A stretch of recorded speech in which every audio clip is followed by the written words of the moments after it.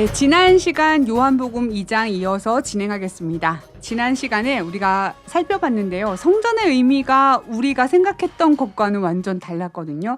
그러면 성전이 의미하는 것은 무엇일까요?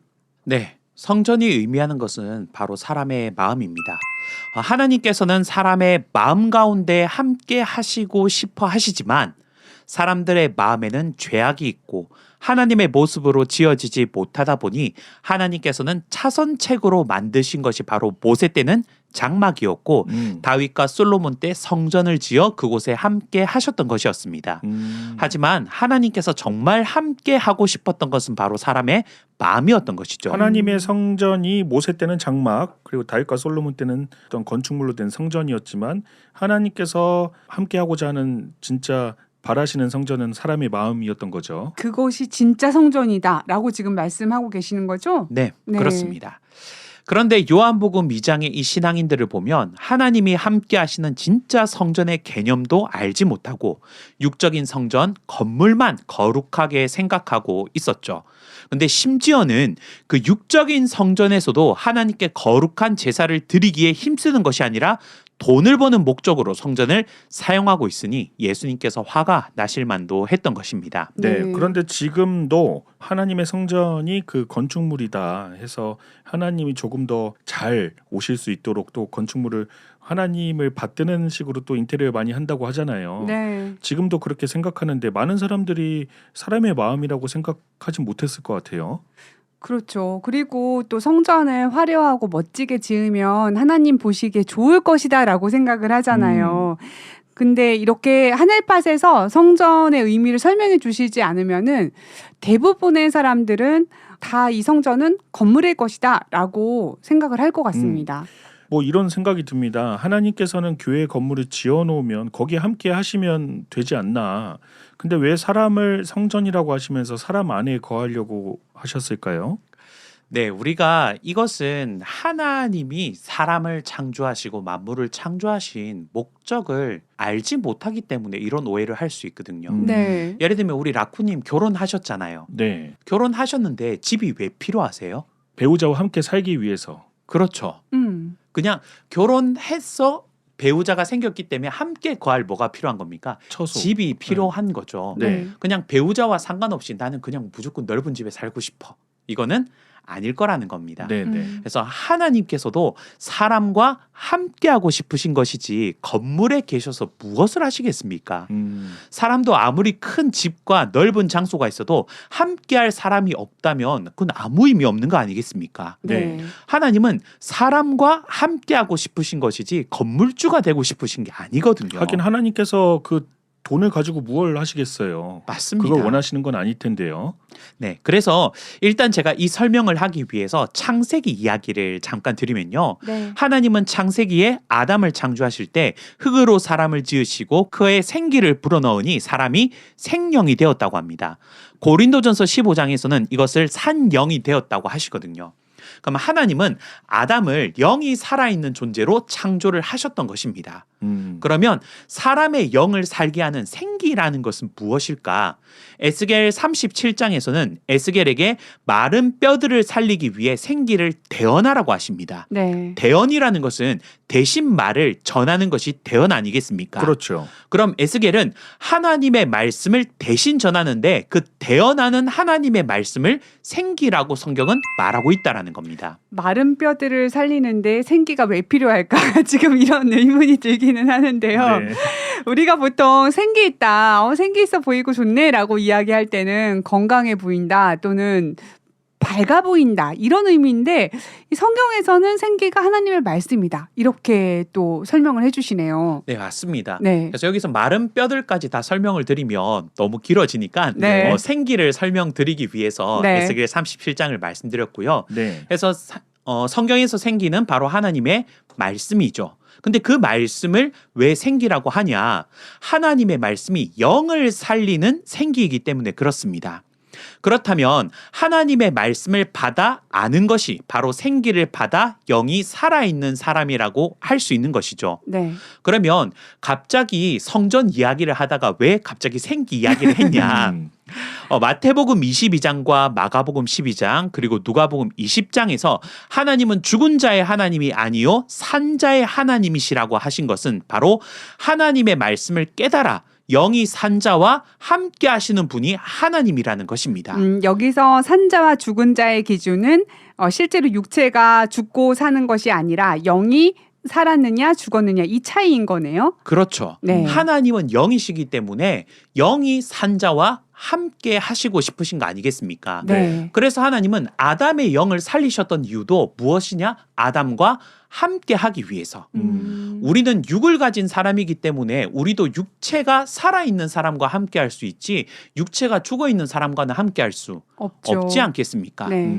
그래서 죽은 사람을 집에 갖다 놔놓고 나는 이 사람과 함께 산다라고 말하면 우리는 그 사람을 다 뭐 정신병자나 무서운 뭔가, 사람. 그렇죠. 무서운 사람으로 생각하지. 네. 아, 저 사람은 저 사람과 저렇게 진짜 함께 하고 싶구나라고 아무도 생각을 안 한다라는 겁니다. 네. 근데 하나님도 마찬가지라는 거예요.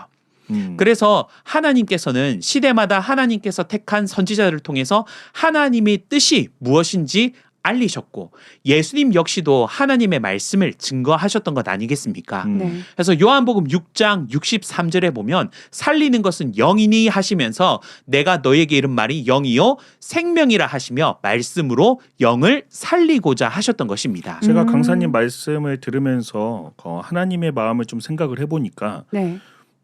우리도 좋아하는 사람과 함께 있는 것 그 자체가 너무 행복이잖아요. 그게 그렇죠. 좋은 거고 그 사람과 내가 어디를 가느냐도 중요하겠지만 그것보다 더 중요한 건 내가 좋아하는 사람이랑 함께 하는 것. 근데 그 좋아하는 사람과 내가 또 같은 생각을 하고 있는 게 또 중요하지 않나. 같은 마음을 가지고 같은 생각을 하고 같은 것을 바라보며 사는 것이 또 중요하기 때문에 이 하나님께서도 이 사람과 단순하게 같이 사는 것뿐만 아니라 같은 마음으로 살아가는 게 또 중요하시겠구나 이런 생각이 듭니다. 맞습니다. 그래서 그렇게 마음이 통하는 사람과 한 집에서 살아야 우리는 같이 산다라고 이야기를 할 수 있죠. 네. 그리고 갈등도 없죠. 그렇죠. 네. 그래서 우리 그 사이가 안 좋은 뭐 가족이나 부부는 한 집에서 살아도 사실은 그걸 우리가 한 집에서 산다라고 표현을 안 하지 않습니까? 각방을 네. 쓰죠. 그렇죠. 네. 그래서 동상이몽. 네, 한 집에 살아도 네. 그 사람이 되고 저 인간이 되고 네. 남의 편이 되고. 그렇죠. 그렇게 되는 거죠. 그러면 한 집에 살아도 마음이 통하지 않으면 그건 아무 의미가 없죠. 없는 거 아니겠습니까? 네. 그러니까 우리가 성전을 짓고 집을 짓고 그곳에 하나님이 거하신다 해도 그것은 우리가 하나님의 뜻이 무엇인지 알지 못하고 우리의 영이 말씀으로 살아있지 않는다라면 그거는 아무 소용이 없다라는 하나님이 것이죠. 원하는 건 아닌 거죠. 그렇습니다. 그래서 하나님께서는 생기와 같은 말씀을 주어서 그 영을 살리고자 하셨던 이유는 하나님께서 살아계신 영이시기 때문에 영이 살아있는 사람에게 하나님께서 함께할 수 있었고 하나님께서 그 사람과 함께할 수 있도록 생기와 같은 말씀을 증거하셨던 것이죠. 네. 그래서 그동안은 사람들의 영이 하나님의 말씀을 알지 못해 죽어 있었기에 하나님께서는 사람들의 마음에 함께 하실 수가 없었던 겁니다. 그래서 장막과 성전을 지어 그곳에 함께 하셨던 것이거든요. 네. 그런데 하나님이 정말 함께 하고 싶었던 것은 바로 영이 살아있는 사람의 마음이었다라는 겁니다. 많은 사람들이 오해하고 있는 부분이 하나님께서는 어떤 화려한 건물, 큰 건물보다는 진심으로 하나님을 알고자 하고 하나님과 같은 생각을 하는 그 사람을 좋아하시는 거죠. 네, 맞습니다. 그래서 우리가 하나님과 함께하면 너무 좋을 것 같습니다. 네. 그래서 하나님은 우리와 함께하기 위해서 예수님을 보내주셨거든요. 그래서 많은 신앙인들이 내 마음에 하나님과 예수님께서 들어오시라고 찬양도 하고 기도도 하고 있습니다. 네. 하지만 문제는 그렇게 기도하고 찬양한다고 하나님께서 들어오시는 것이 아니거든요. 네. 세상 그 누구보다도 높으신 창조주 하나님과 나를 위해 돌아가신 최고의 은인이신 예수님을 모시는데 모실 만한 준비를 해야 한다는 것입니다. 네. 이게 당연한 이치 아니겠습니까? 모실 만한 준비를 어떻게 하면 될까요? 청소를 열심히 해야 될까요? 어떻게 해야 좋아하실까요? 네. 그래서 하나님을 모시기 위해서는 하나님은 생기와 같은 생명의 말씀으로 영을 살리시고 그 영이 산 자와 함께 하시는 분이라는 것을 우리가 아는 것입니다. 알아야 한다. 네. 네. 그리고 그것을 알았다면 하나님의 말씀인 성경을 알고자 노력하고 성경의 말씀대로 내가 창조가 되는 것이 바로 하나님과 예수님을 모실 수 있는 방법입니다. 예를 들면 오늘날은 신약의 시대이기 때문에 신약의 말씀인 계시록에 보면 어린 양이 시온산에 모인 14만 4천에게 함께 한다고 하십니다. 네. 그렇다면 내가 그 말씀대로 시온산으로 가서 14만 4천이 되기 위해 힘쓰는 사람이 되는 것이 말씀을 깨달아 말씀대로 창조가 되었다라고 말할 수 있는 거죠. 근데 성경을 잘 모르는 사람이 들었을 땐 너무 어려워 보이긴 하네요. 그렇죠. 그러니까 그 성경을 모르는 그 사람에게는 하나님과 예수님이 그 마음에 올 수가 없는 것이죠. 근데 알면 어렵지 않습니다. 우선은 아는 것이 먼저다. 네. 그리고 하늘에 있는 하나님께서 새하늘 새 땅에 있는 하나님의 백성들에게 장막을 치고 함께 하신다고 하셨거든요. 네. 그러면 새하늘 새 땅에 속하는 것이 말씀대로 창조가 되는 것이라고 우리가 깨달았으면 좋겠습니다. 그러면 아까도 말했지만 이렇게 말하면 좀 어렵다라고 느낄 수 있죠. 어렵다. 그럼 왜 어렵냐면 알지 못하기 못하니까. 때문에 어려운 겁니다. 생소하다. 네. 왜냐면 면허증이 있는 사람은 운전을 하는 게 어렵지가 않다. 않지만 지겹다. 그렇죠.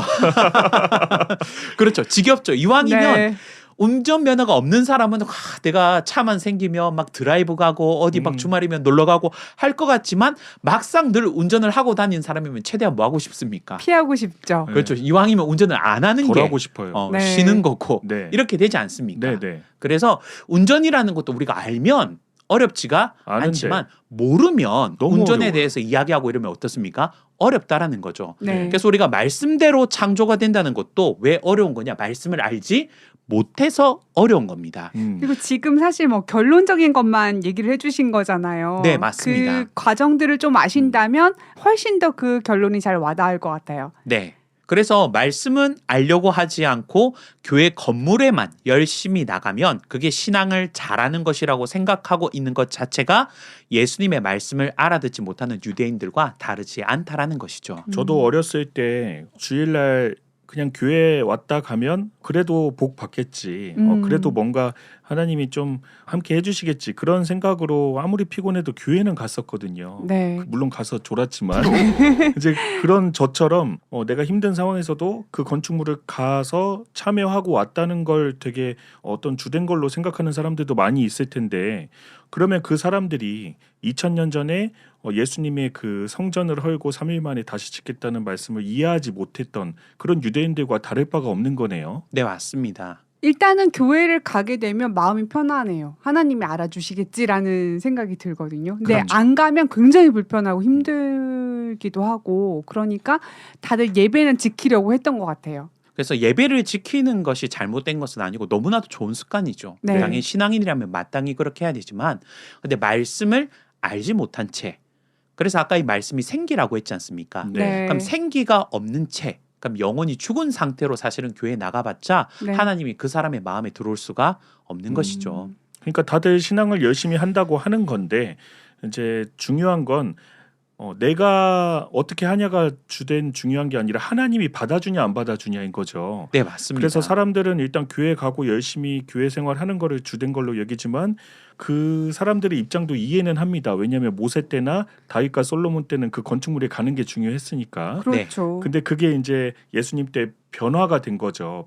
바뀐 건데 그 바뀐 거를 체득하지 못하고 이제 옛날 생각으로 그대로 하고 있는 건데 어쨌든 하나님의 생각을 좀 더 우리가 고민하고 생각을 해봐서 하나님께 합당한 하나님이 받아주시는 내 자신의 마음을 가꾸기 위해서 이 말씀을 깨닫고 아는데 좀 노력을 해야 된다. 이 말씀을 해주신 거네요. 라코님 이 시푸는 너무 감동했습니다.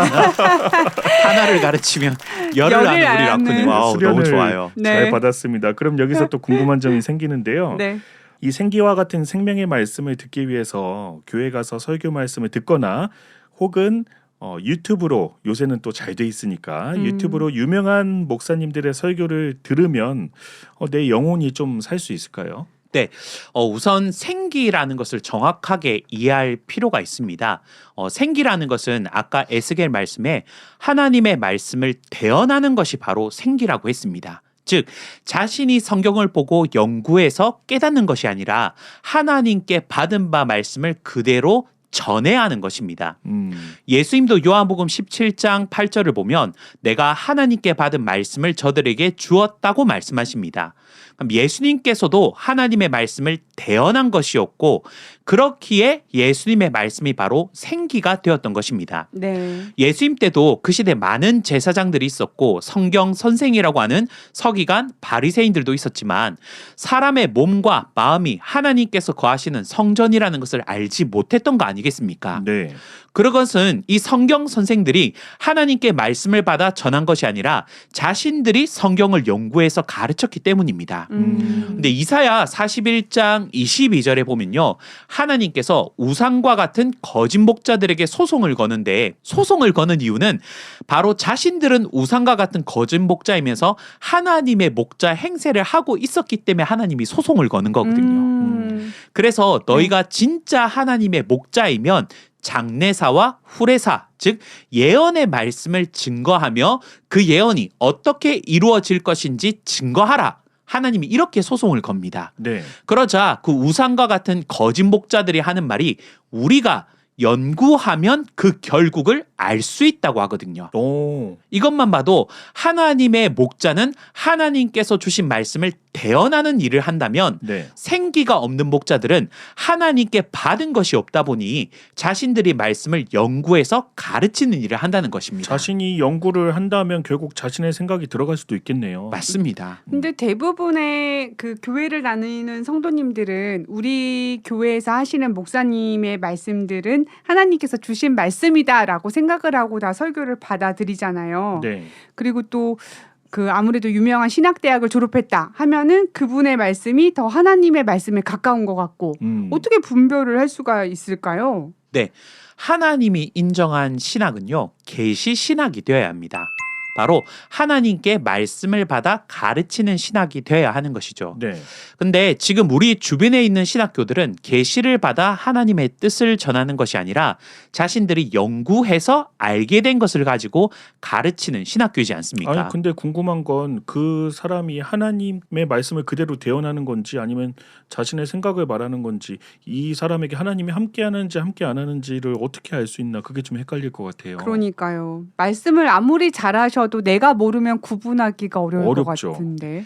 그러면 네. 일단 쓰는 용어부터 보면 됩니다. 용어요? 네. 그래서 일단 신학 박사다. 네. 뭐 논문을 발표했다. 아니면 어디 학교로 나와 훌륭한 교수님 아래에서 성경을 배웠다. 여러분 이 말 자체가 자신이 성경을 뭐하고 있다라는 겁니까? 연구해서 가르치고 있다라는 증거입니다. 그래서 이런 분들이 많이 하는 말이 대표적으로 성경은 원어로 봐야 정확하게 볼 수 있다. 이런 말을 많이 하시거든요. 많이 네. 들었죠. 네.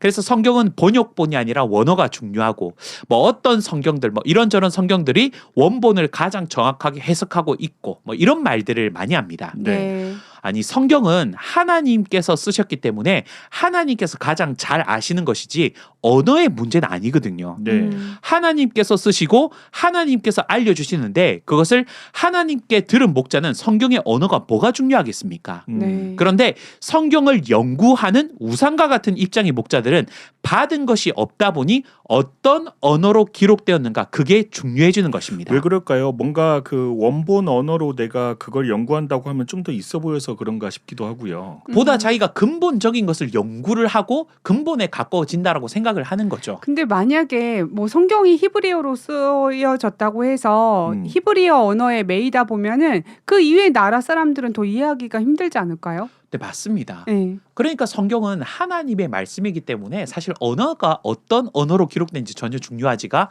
않거든요. 네. 그래서 하나님이 알려주면 언어가 뭐가 중요합니까? 그런데 문제는 하나님이 알려주지 않다 보니까 네. 뭐가 중요해지냐면 거꾸로 찾아 올라가는 거죠. 네. 그러니까 성경을 연구해서 하나님을 알다 보니까 성경의 어떤 언어가 가장 정확할까 이런 것부터 시작이 되는 겁니다. 네. 그래서 오랜 시간 뭐 많은 학생을 배출한 학교들은 사람들이 보기에는 뭐 참 신학을 하는 것처럼 보이기도 하지만요.